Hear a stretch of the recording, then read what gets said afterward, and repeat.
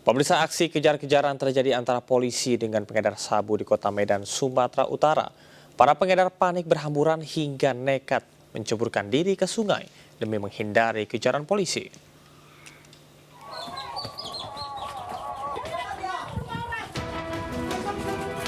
Aksi kejar-kejaran antara polisi dengan pengedar sabu ini terjadi saat penggerebekan narkoba di Jalan Brigjen Katamso, Medan. Polisi mengejar bandar narkoba ini hingga menyisir lorong sempit dan rumah warga. Dari tangan pelaku, polisi menyita beberapa paket kecil berisi sabu hingga ekstasi. Ada pula bandar yang nekat ceburkan diri ke sungai demi menghindari kejaran polisi. Namun usahanya sia-sia karena polisi berhasil meringkusnya. Penggerebekan ini berawal dari adanya informasi warga yang resah dengan aktivitas jual beli narkoba di kawasan ini. Dari penggerebekan, 2 pelaku ditangkap beserta sejumlah barang bukti. Bandar yang merupakan PO yang memang dalam penyelidikan kita yang bersangkutan ini sudah lama melakukan kegiatan menjual narkoba di daerah ini. Sementara polisi kini tengah memburu pemasok narkoba yang identitasnya sudah diketahui. Dari Medan, Sumatera Utara, Adi Palapa Harahap, iNews melaporkan.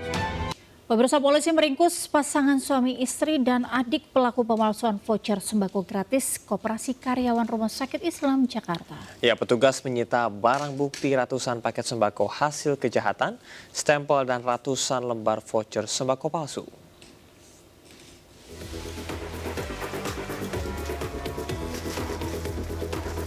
Sebuah rumah milik SN wanita berusia 32 tahun di Jalan Pulau Jahe, Jatinegara, Cakung, Jakarta Timur digeledah aparat Reskrim Polsek Cempaka Putih, Jakarta Pusat. Dari dalam rumah, polisi mendapati ratusan paket sembako dan stempel palsu. Polisi kemudian melanjutkan penggeledahan di rumah kakak kandung dan kakak ipar pelaku berinisial SW dan MD di Jalan Rawat Ternate, Cakung. Hasilnya kembali didapati barang bukti puluhan paket sembako dan ratusan lembar voucher sembako gratis palsu. Aksi terbongkar setelah adanya laporan dari pihak Koperasi Karyawan Rumah Sakit Islam yang curiga dengan penukaran voucher sembako gratis oleh pelaku MD dalam jumlah besar.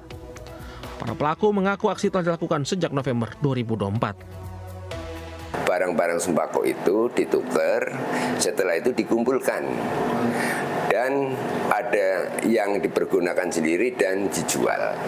Islam itu memberikan voucher bagi masyarakat atau warga yang berobat di rumah sakit tersebut untuk nakes.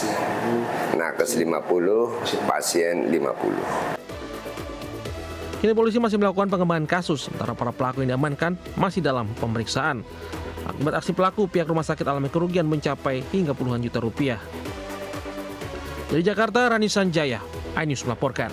Pemirsa, sebuah mobil sedan menjadi amukan massa usai menabrak 2 pengendara sepeda motor di Duren Sawit, Jakarta Timur. Pengendara dan penumpang sepeda motor alami luka di bagian kaki.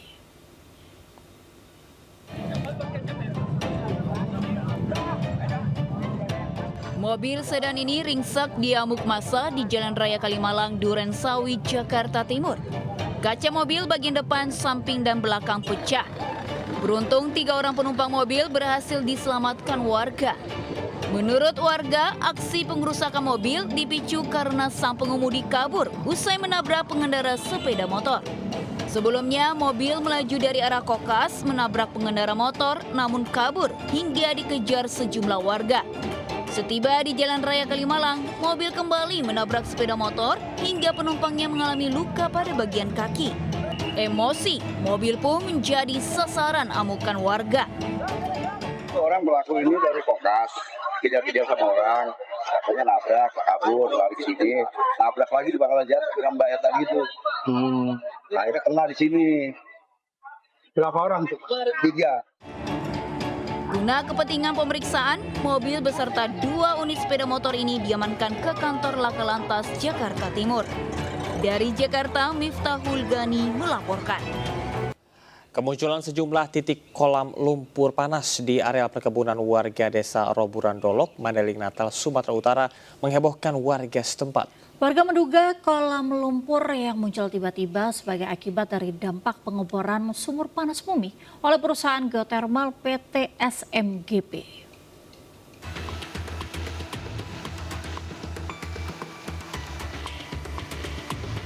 Belasan titik lumpur panas tiba-tiba muncul di areal perkebunan warga Desa Roboran Dolok, Mandailing Natal, Sumatera Utara. Kemunculan lumpur berbau gas hidrogen sulfida H2S membuat warga resah, semburan membesar dan meluas. Lumpur panas berbau menyengat membuat areal perkebunan warga rusak. Menurut warga, diduga lumpur panas dampak dari pengeboran sumur panas bumi oleh perusahaan geotermal PT SMGP. Namun pihak perusahaan mengelak menjadi penyebabnya sebab pengeboran sumur well 4E di lokasi tersebut telah lama ditutup. Kemunculan kolam lumpur panas di lokasi perkebunan warga disebut manifestasi permukaan dan akan berhenti sendiri menyesuaikan kemampuan tekanan di dasar bumi. Pertanian nggak bisa lagi ditanami, banyak karet yang mati. Ada di sana juga titik di persawahan masyarakat. Yang paling parah, Pak, ini air itu. Mencemari air. Berapa desa itu, Pak? Air bersih mencemari air yang mengaliri 4 desa. Artinya apa? Dia tidak connect dengan reservoir panas bumi yang kemungkinan kita pikir ada di wilayah Roburan. Kemudian kita flow nggak bisa, dan dari tahun 2017 ya posisinya sumur itu hanya shut-in atau ditutup. Meski sudah ditinjau bersama pihak terkait, pihak perusahaan akan kembali melakukan pengecekan bersama Kementerian SDM untuk memastikan keamanan warga. Dari Madinah, Sumatera Utara, Ahmad Hussein Lubis, iNews melaporkan. Pemirsa, warga di Depok, Jawa Barat dihebohkan dengan hilangnya 2 anak yang hilang pada 1 hari. Ya, ternyata korban tidak hilang. Bahkan 1 anak dititipkan karena ada masalah keluarga.